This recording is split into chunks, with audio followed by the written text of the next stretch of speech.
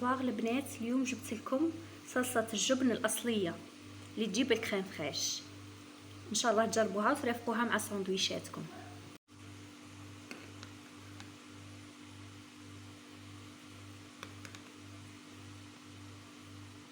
نديرو كريمه سائله هذه كي نشوفوها بدات تغلي في الحواشي نطفو عليها.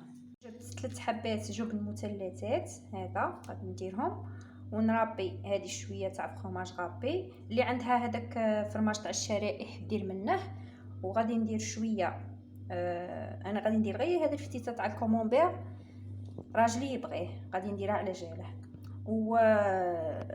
واللي عندها وغادي ندير شيدار، اللي عندها ثاني شيدار دير. هو يجي فيها 4 انواع تاع فرماج، نتوما الفرماج اللي عندكم ديروه.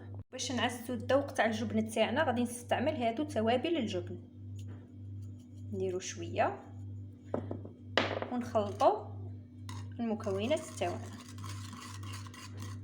وراها صلصه الجبن تاعنا راها واجده. الطريقه تاعها سهله بزاف.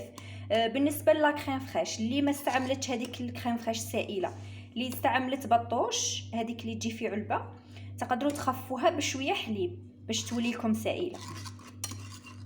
وهذه هي النتيجه النهائيه البنات، ان شاء الله تعجبكم وتجربوها. تجي بزاف بنينه، خير من كاع لي صوص اللي جربتهم.